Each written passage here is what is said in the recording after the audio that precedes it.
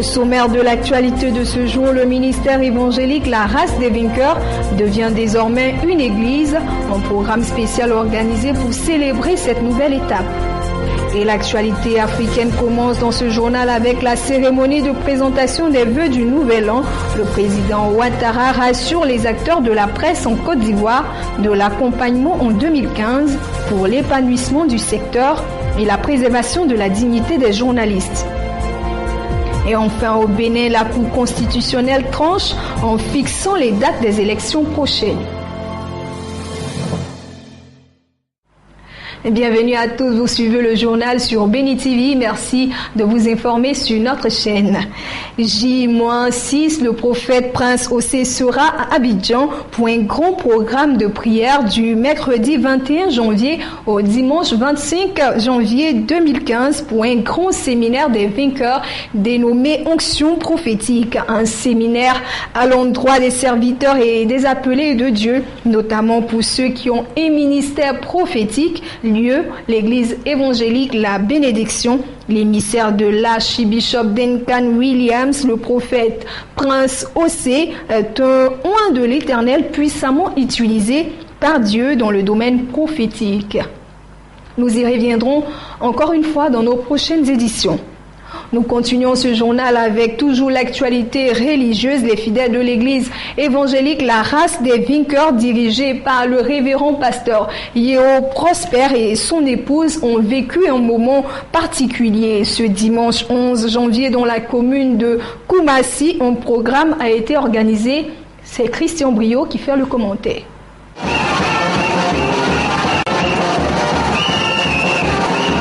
Le révérend pasteur Yeo Prosper, président fondateur de l'église évangélique La Race des Vainqueurs, en abrégé et arabe, a rangé en ordre de bataille ses fidèles ce dimanche 11 janvier 2015, car le sacerdoce rentre dans une autre dimension. Son ministère aborde une autre étape dans l'accomplissement de la vision. Les Raves passent désormais du stade du ministère à celui de l'église. Une vision donnée clairement par le Seigneur à son serviteur, le révérend pasteur Yeo Prosper. À cet effet, un programme spécial a été organisé ce dimanche 11 janvier 2015 dans la commune de Koumassi, où toutes les églises et Raves se sont réunies pour immortaliser ce grand événement.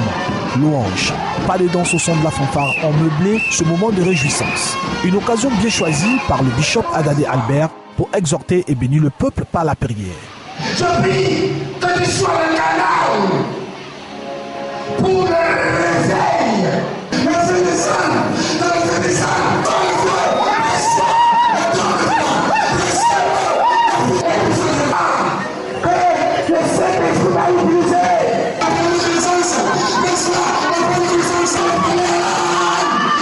À la suite de ce moment de bénédiction, l'apôtre accueilli Paul a procédé à la présentation de la vision de l'Église à Christ, suivie d'une exhortation et la prise de la Sainte Seine, particulièrement marquée par la prière pour les nouveaux baptisés. Ce programme spécial a pris une allure festive avec la prestation des chantres de l'Éternel, venus apporter leur soutien à l'événement. L'église évangélique La Race des Vainqueurs rentre dans cette année 2015 sous de meilleurs auspices en vue d'appréhender les grands défis pour la gloire du Tout-Puissant. Que Dieu vous bénisse.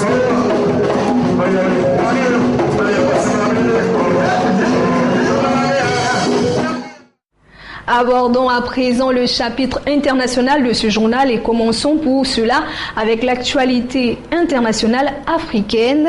Les médias ivoiriens et internationaux exerçant en Côte d'Ivoire sont allés présenter les vœux du Nouvel An au président Alassane Ouattara. Ce lundi 12 janvier, le chef de l'État Alassane Ouattara a salué le travail qu'abattent les journalistes et a réitéré son attachement à la liberté d'expression. Il les a encouragés à accompagner l'État de Côte d'Ivoire dans la construction d'un État nouveau à l'horizon 2020. C'est pour la 3e année consécutive qu'une telle cérémonie est organisée à la présidence de la République de Côte d'Ivoire, à l'initiative du président Alassane Ouattara. Tous les acteurs des médias ivoiriens et internationaux, journalistes et patrons de presse étaient présents pour souhaiter au président de la République les traditionnels vœux du Nouvel An.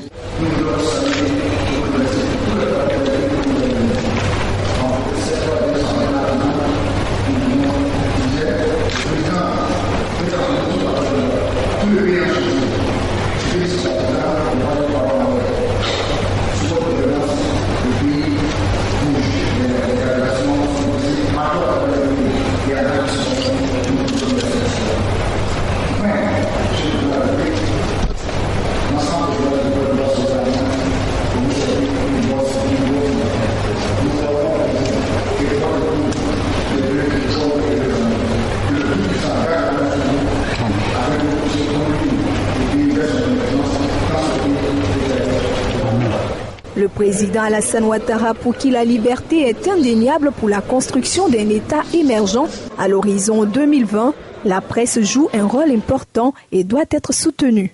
Je suis heureux de recevoir ce matin, car c'est la troisième année consécutive que nous avons cette occasion d'échange au palais de la présidence de la République à l'occasion de la présentation des 2 nouvelles.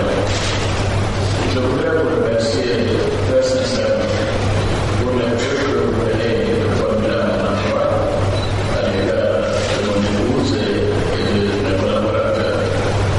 Je voudrais vous féliciter pour les progrès constatés ces dernières années. Et je le dis, je suis un lecteur très discipliné des journaux, et aussi des radios et des télévisions, je le suis tout particulièrement. Je vois les efforts et je vois les résultats. Pour marquer son attachement à cette liberté de la presse, le chef de l'État a demandé en mémoire des victimes de l'attentat contre Charlie Hebdo qu'on garde 1 minute de silence. Les journalistes ont offert au président de la République à travers l'UNJCI un tableau du 3e pont d'Abidjan, l'un des ouvrages phares du mandat du président Alassane Ouattara. Au Bénin, la Cour constitutionnelle a fixé les dates des élections prochaines. Ce sera le 26 avril pour les législatives et le 31 mai prochain pour les municipales. Au Bénin, les législatives se tiendront le 26 avril et les municipales le 31 mai. C'est la décision rendue publique par la Cour constitutionnelle le 9 janvier dernier. Cette nouvelle donnera un coup d'accélérateur au processus électoral qui a connu un retard, notamment dans la correction de la liste électorale permanente informatisée l'EPI. Les élections législatives doivent avoir lieu impérativement le 26 avril 2015. Les élections municipales, communales et locales, quant à elles, doivent se tenir le 31 mai 2015. Selon la Cour constitutionnelle, la nouvelle liste électorale devra être mise à la disposition de la Commission électorale nationale autonome au plus tard le 15 janvier. Au cas contraire, l'on fera recours à la liste de 2011. Cette liste de 2011 est l'objet de critiques, de dénonciations et est responsable en grande partie du conflit sociopolitique qui a opposé et qui oppose encore le pouvoir en place depuis 2011 à une large partie de la classe politique et de la société civile béninoise. Cette liste de 2011, contestée de toutes parts, dont le président de la République lui-même, le jour du vote, a reconnu l'imperfection, ne peut pas objectivement servir aux élections prochaines sans créer des dégâts. Le nouveau Parlement doit être installé le 16 mai prochain au Bénin. Ces derniers mois, l'opposition a beaucoup critiqué le pouvoir sur le retard accusé dans l'organisation de ces élections. Le Bénin devra élire un nouveau président en 2016. Le président Boni Yayi, au pouvoir depuis 2006, promet de ne plus briguer un nouveau mandat. Mais l'opposition se montre toujours réservée. Le nouveau gouvernement malien déjà en fonction, formé ce samedi, le premier conseil des ministres a eu lieu ce lundi 12 janvier afin de déterminer les priorités pour les prochains mois. Pas une minute à perdre. Moins de 24 heures après sa formation, le nouveau gouvernement malien entre en scène. Le Premier ministre Modibo Keïta a réuni son premier conseil de cabinet ce lundi. L'occasion de passer en revue ses priorités.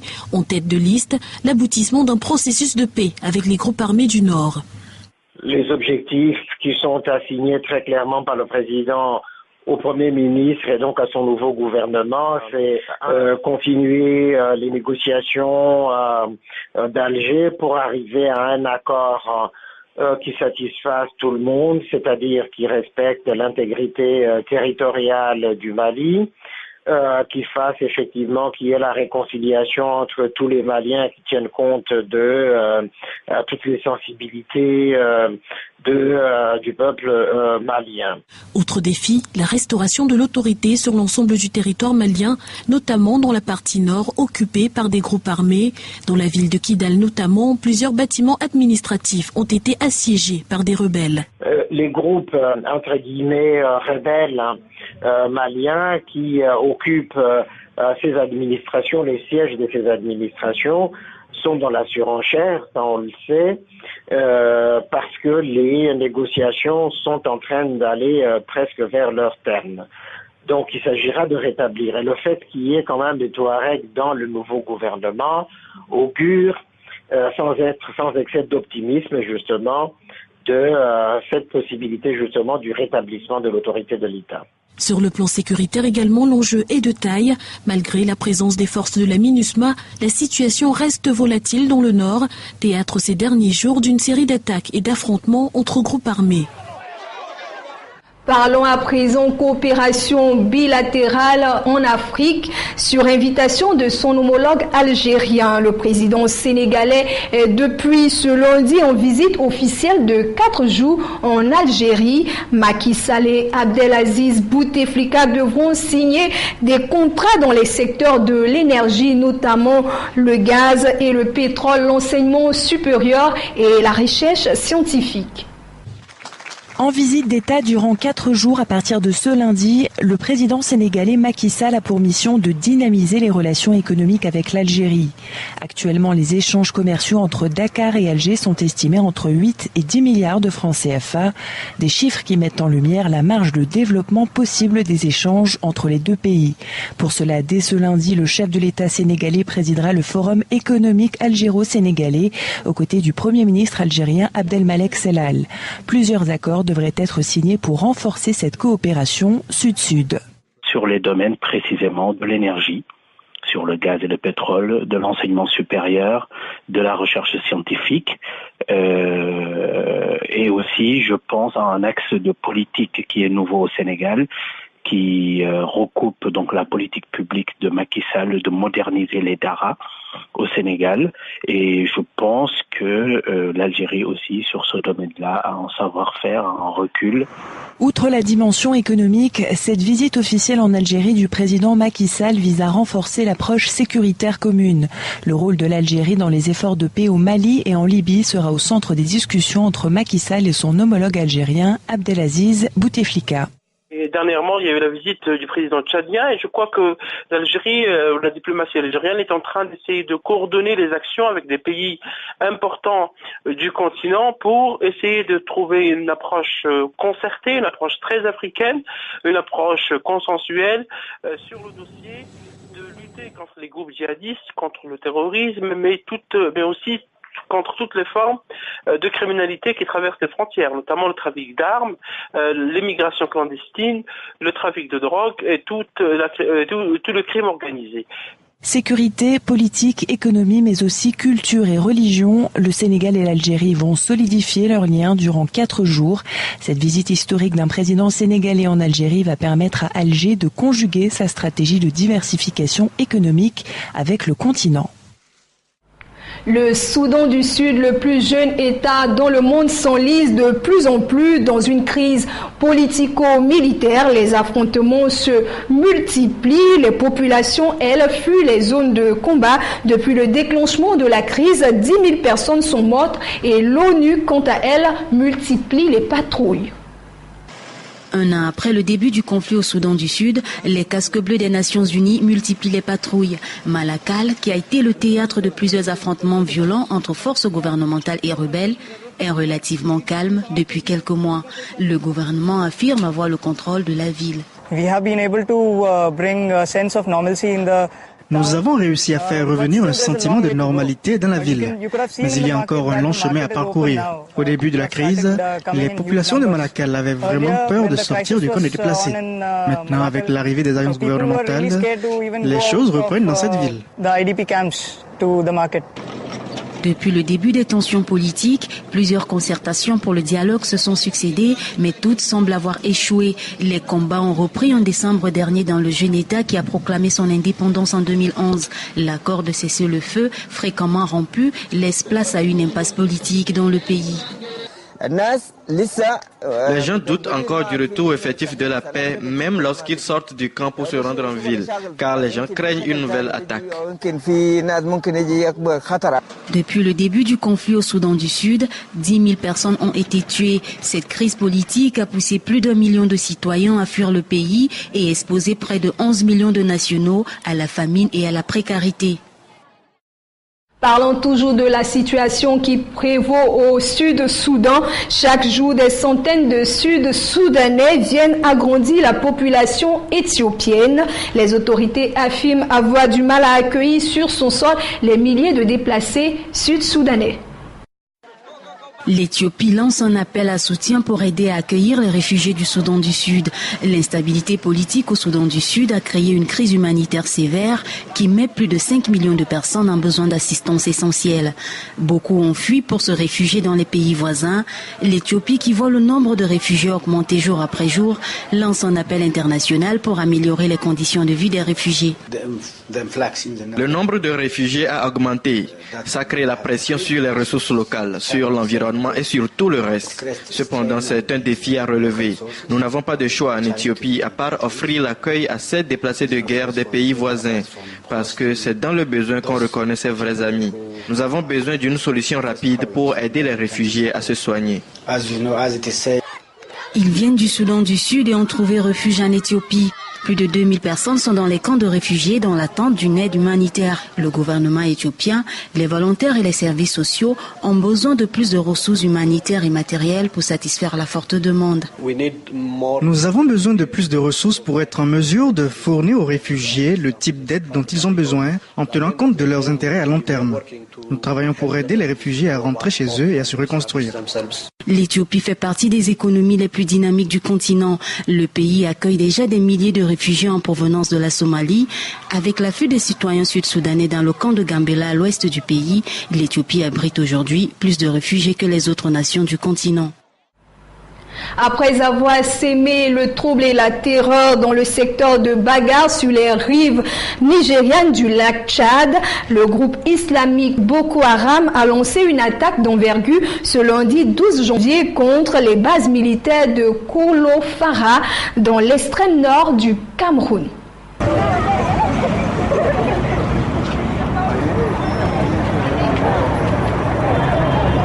Nous disons à nos militaires d'aller de l'avant.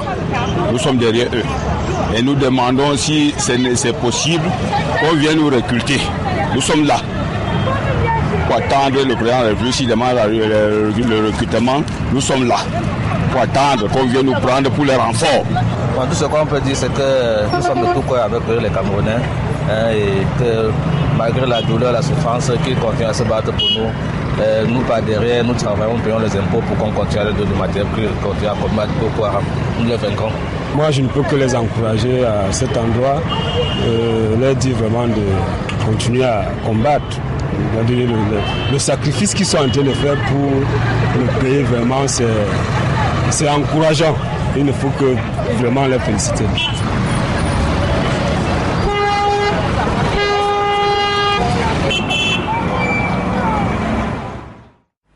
Parlons à présent économie africaine pour être un peu plus précise. La coopération maroco-malienne et Togo fixe. Ces deux pays vont ratifier un accord de protection réciproque des investissements contre les pratiques frauduleuses. La coopération entre le Mali et le Maroc se porte bien. Mieux, elle se renforce et se diversifie. En effet, un projet de loi destiné à protéger les investisseurs des deux pays contre les pratiques contraires au droit international devrait prochainement être soumis au Parlement malien. Objectif, stimuler de part et d'autre les flux de capitaux dans des conditions politiquement acceptables et économiquement avantageuses. Elle vise à sécuriser les investissements des pays africains entre eux parce que jusque-là, nous avons eu uniquement des avantages qui étaient accordés aux investisseurs hors africains en tant que tels. Et là, le fait que cette protection-là soit couchée dans la loi fondamentale qui est votée, comment dirais-je, au Parlement, par une loi votée au Parlement, est un avantage dans la mesure où on sait que les investissements marocains sont très très importants pour le Mali. Ce sont deux pays qui sont frontaliers. À ce jour, le Maroc est leader dans le domaine bancaire. À noter par ailleurs qu'un autre projet de loi a été adopté par le gouvernement malien le 24 décembre dernier. Il prévoit la fin de la double imposition et vise à éviter l'évasion et la fraude fiscale en matière d'impôt sur le revenu. La loi sur la fiscalité porte sur les deux économies, à savoir les Maliens qui vont investir au Maroc et vice-versa. Donc, je pense que c'est la deuxième dynamique qui est beaucoup plus avantageuse dans la mesure où, sur pratiquement les 4 dernières années, le flux des investissements marocains au Mali représente environ, sur la période 2010-2012 à peu près, représente environ 157 milliards de francs CFA. La fiscalité, si vous voulez, est un outil qui est relativement efficace concernant les investissements internationaux.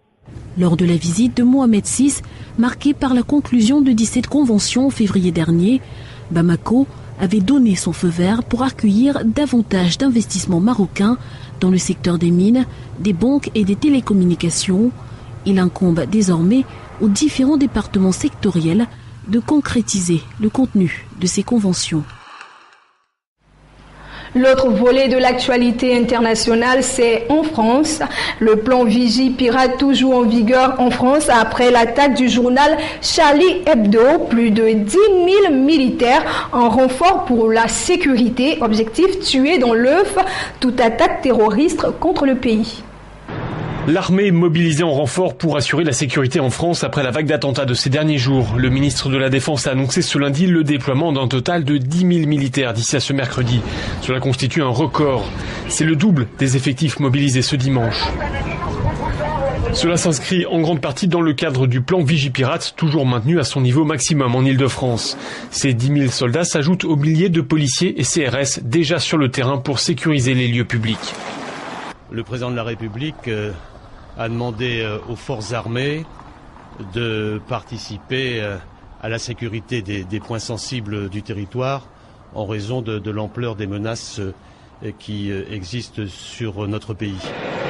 Le ministère de la Défense souligne qu'il y aura plus de militaires déployés sur le territoire que sur les théâtres d'opérations extérieures en Afrique et au Moyen-Orient.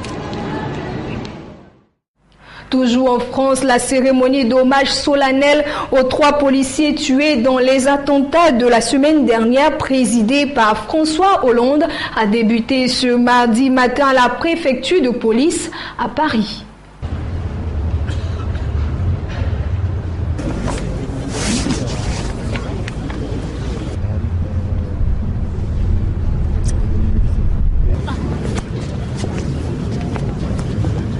C'est un moment de partage, de recueillement.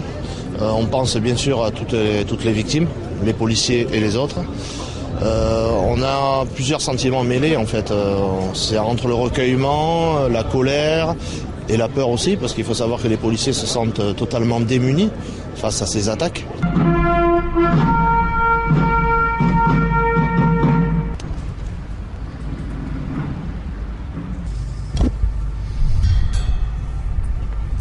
Lieutenant Franck Brinceau-Larreau, au nom de la République française, nous vous faisons chevalier de la Légion d'honneur.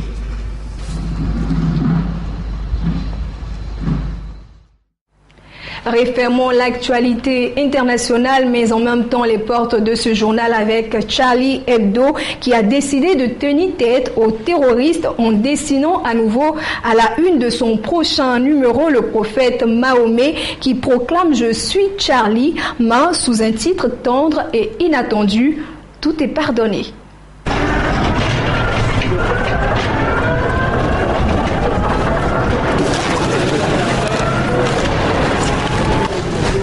Cette palette, oui, mais on a eu le service ce matin.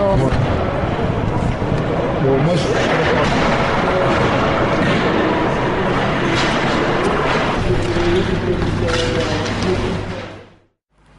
Madame, Monsieur, c'est sur ces dernières informations que prend fin ce journal qui vous a été proposé par l'ensemble de la rédaction. Vous pouvez suivre nos programmes et ce journal sur les www.beni.tv. J'ai été très heureuse d'être en votre compagnie et n'oubliez pas de prendre soin de vous et des autres et surtout que Jésus-Christ de Nazareth revient très bientôt.